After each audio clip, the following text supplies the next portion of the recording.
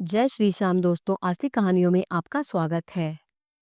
देवी के 13 अध्याय के बाद देवी सूक्त का पाठ अवश्य करना चाहिए। इससे भगवती का अध्याय संपूर्ण माने जाते हैं। भगवती बोली, मैं रुद्र, वसु, आदित्य और विश्वदेव रूप से सर्वत्र विचरती हूँ। मित्र, वरुण, इंद्र, अग्नि और अश्विनी कुमारों को भी मैंने ही धारण कर रखा है। सोम, याग, विश्वकर्मा, सूर्य और ईश्वर नाम के देव मैंने ही धारण कर रखे हैं, जो देवताओं के उद्देश्य से प्रचुर हवि युक्त सोमयाग आदि का अनुष्ठान करते हैं।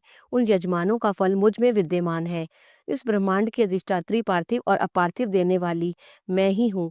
ब्रह्म साक्षात संवित ज्ञान रूपा मैं हूँ। यह ज्ञान ही उन सब उपासनाओं का मूल है। मैं ही अनंत जीवों में प्रविष्ट हूँ। देवता इस प्रकार अनेक भावों से मेरी उपासना करते हैं। जीव जो अनादि खाद्य द्रव्य भक्षण करता है, देखता है, वह प्राण धारण करता है तथा सुनता है, ये सब क्रियाएं मेरे द्वारा ही सिद्ध होती हैं। जो मुझको इस दृष्टि से नहीं देख सकते, वे नाश को प्राप्त होते हैं। हे सौम्य, तुमने जो तत्व कहे हैं उन्हें श्रद्धा पूर्वक सुनो। मैं ये उपदेश स्वयं दे रही हूँ। देवता और मनुष्य द्वारा यही सेवित है। मैं जिसे चाहती हूँ उसे उच्च पद प्रदान करती हूँ, ब्रह्म बनाती हूँ तथा ऋषि और सर्वज्ञान संपन्न सुमेधा बनाती हूँ। रुद्र के लिए धनुष खींचती हूँ। इस प्रकार मैं सर्वत्र व्याप्त हूँ।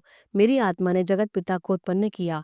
इसके ऊपरी भाग में आनंदमय कोश के अंदर विज्ञानमय कोश में तेरा कारण अवस्थित है। मैं समस्त भुवनों में प्रविष्ट होकर रहती हूँ। स्वर्गलोक में मेरे शरीर से स्पृष्ट है। मैं जल वायु की भांति प्रथित होती हूँ। तभी ही यह सारी सृष्टि आरंभ होती है। इस स्वर्ग तथा मृत्यु लोक के परे भी विद्यमान हूँ। यही तो मेरी महिमा है। जय माता की।